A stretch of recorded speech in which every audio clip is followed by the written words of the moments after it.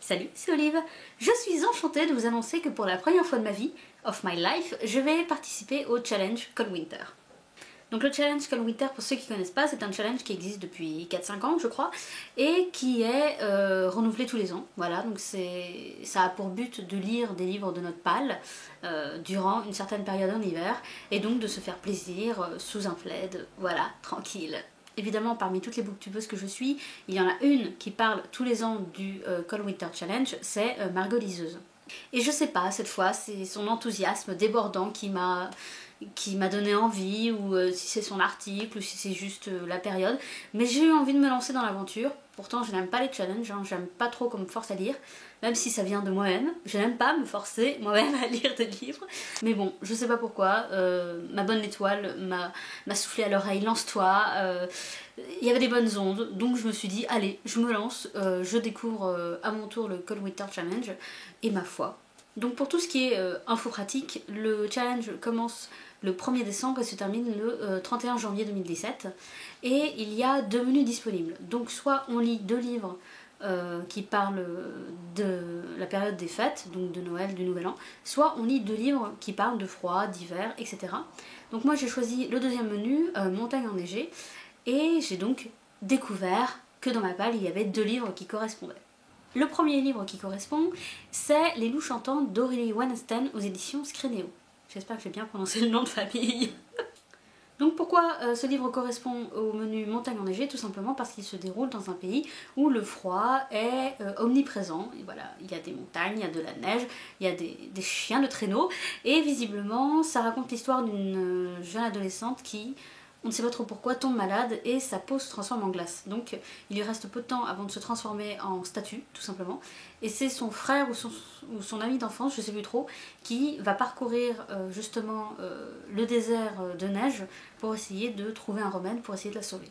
Je suis assez fan des éditions Scrinéo, je trouve que tout ce que j'ai lu chez eux était plutôt bon, je leur fais confiance.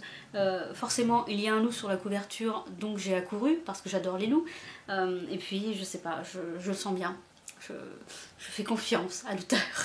Et surtout, cet auteur, c'est l'auteur du Roi des Fauves que j'ai lu à sa sortie et que j'avais adoré. Franchement, c'était un univers très bien travaillé, l'écriture était là, les personnages étaient attachants, les personnages étaient torturés.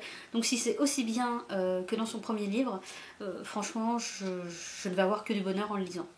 Et le tome 2 qui correspond au menu Montagne enneigée, c'est le tome 2 de La Passe Miroir, Les Disparus du Clair de Lune de Christelle Dabos aux éditions Gallimard. Donc le premier tome, je l'ai lu l'été, pas celui-là mais celui de l'année d'avant, l'année précédente, et franchement c'est un livre qui m'avait sorti d'une panne de lecture monstre. Je l'ai dévoré en quelques jours, j'étais à fond dedans, c'était vachement bien. Donc forcément, voilà, je m'étais procuré la suite, le tome 2, très rapidement après sa sortie, mais j'avais pas eu le temps de me lancer dedans, donc c'est l'occasion. Voilà, et pourquoi est-ce qu'il correspond au menu? Tout simplement parce que ça se passe dans une archipel qui vole, dans une archipel proche de notre Antarctique à nous. Voilà, il y a de la neige partout, donc forcément ça rentre dedans, et j'ai hâte, moi, de rentrer dans le livre. Donc j'aurais pu m'arrêter là, voilà, pour me dire c'est bon, le challenge est fait, je n'ai que 2 livres à lire. Mais évidemment ça aurait été trop simple, donc je me suis choisi 6 autres livres à lire durant cette période, durant ce challenge. Donc c'est des livres très différents les uns des autres, mais bon, ce sont, je pense, des bons moments à passer. Voilà, j'ai essayé de pas trop me prendre la tête pour ces livres-là, j'ai surtout essayé de faire descendre ma palle, et voilà. Le premier tome, c'est un tout petit livre puisqu'il s'agit en fait d'une nouvelle de Murakami, L'étrange bibliothèque aux éditions 10-18.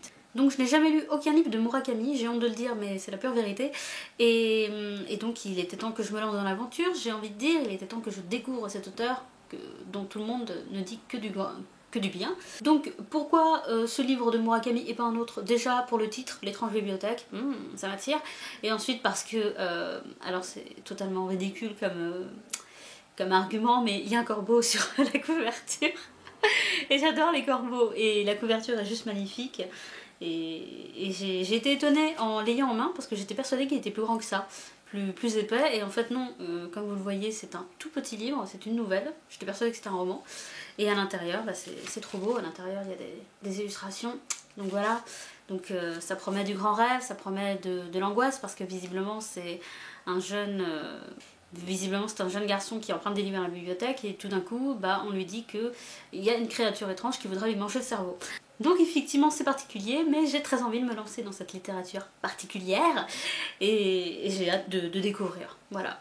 Donc celui-là, il ne m'appartient pas, c'est ma super copine Alexandra qui me l'a prêté. Donc Alexandra, si tu passes par là, je te remercie beaucoup. Hein, donc tu l'auras, il reviendra chez toi après les fêtes. J'espère que tu es patiente. Il s'agit de Blackwood, le pensionnat de nulle part, de Lois Duncan aux éditions Black Moon. Donc celui-là, je ne sais absolument pas de quoi il parle, si ce n'est que ça se passe dans la forêt, qu'il y a un pensionnat et il y a des adolescents. Voilà, donc c'est la totale aventure d'un aveugle, mais j'ai envie de me lancer dans cette aventure. J'ai entendu du bien sur ce livre-là, j'ai entendu du bien sur Louise Duncan aussi, comme quoi c'est une auteure assez bien, qui écrivait de bons livres, voilà, bien intrigants, bien travaillés, donc ma foi, pourquoi pas. Celui-là, il vous est familier vu que je vous l'ai présenté dans mon dernier book haul. Il s'agit de Carnet de route de Marie Lopez aux éditions Anne Carrière. Donc au départ, je m'étais dit que je le lirais très vite après sa publication, mais finalement, pourquoi pas pour le Gold Challenge. C'est l'ambiance, la couverture, tout est doux là-dedans, et les rares avis que j'ai eu dessus via Instagram ou Twitter, visiblement c'est plutôt un bon livre, donc voilà, mon pressentiment est assez bon, et j'ai envie de me lancer dedans plus tard, sous un plaid, au chaud, avec une tasse de thé chaud. Celui-là aussi, il vous est familier puisqu'il s'agit d'un livre que je vous ai également présenté lors de mon dernier book haul. C'est tout simplement mon dernier achat livresque, voilà. Je tiens à le dire que ça fait une semaine et je n'ai toujours rien acheté. Il s'agit de La bibliothèque des cœurs cabossés de Katharina Bivald aux éditions J'ai lu. Donc celui-là, quand je l'avais vu, déjà, il m'avait plu pour ça, mais surtout il m'avait plu parce que je m'étais dit, tiens, ça pourrait être un bon livre pour le Cold Winter Challenge. Et c'était ce livre-là qui me tentait bien pour justement ce challenge, et finalement bah, je me suis lancée, et il ne pouvait être qu'être dans ma palle, voilà. Donc j'ai très hâte de commencer parce que je trouve que c'est le genre de roman feel good qui fait du bien, et qui pour moi est idéal pour cette période de fête.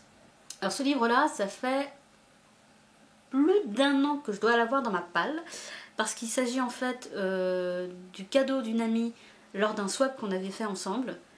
Voilà, ça date. Donc quand je l'ai déballé, j'étais super contente, j'étais ouais, une auteure que je connais pas, dans une édition que généralement j'apprécie bien, voilà, en plus à une époque que j'apprécie aussi, voilà, le Londres du 19e. Mais bon, comment dire, que je l'ai posé et je m'étais dit, je vais te lire, hein, je vais te lire. Donc voilà, comme ça fait un petit moment qu'il est dans ma palle quand même celui-là, je m'étais dit que c'était l'occasion idéale en fait pour le lire, pour le découvrir enfin. Donc il s'agit du bout des doigts de Sarah Waters aux éditions 10-18. Donc Mélie, si tu passes par là, je suis désolée de le commencer aussi tard, mais je vais le lire, je te promets. Dans ce livre-là, on suit les aventures de Sue, une jeune adolescente qui visiblement vient d'un milieu assez pauvre, et qui par la force des choses et par le hasard va petit à petit se retrouver dans un groupe qui arnaque les nobles. Donc il y a de l'érotisme, il y a de l'aventure, il y a du suspense.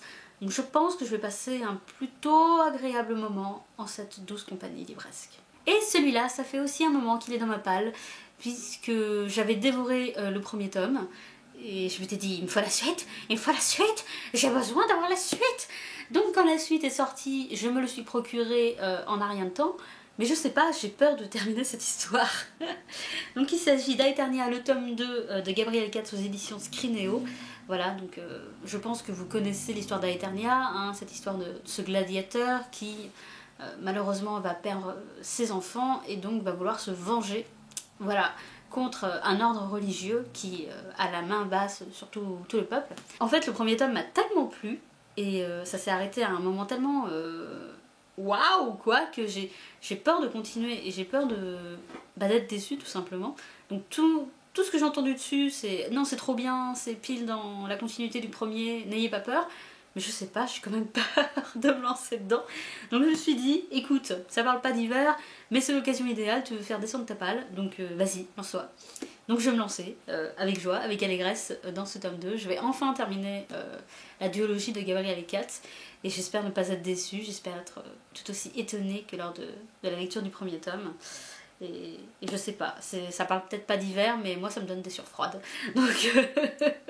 Donc voilà, je vous ai présenté ma palle pour le Cold Winter Challenge. J'espère que ça vous a donné envie de participer à votre tour. Venez nous rejoindre, on est sympa. J'espère que surtout ça vous aura donné des idées, pas forcément pour le challenge, mais juste pour découvrir de nouveaux livres. Je vous dis à très bientôt pour une prochaine vidéo et je vous souhaite de très bonnes lectures. Salut!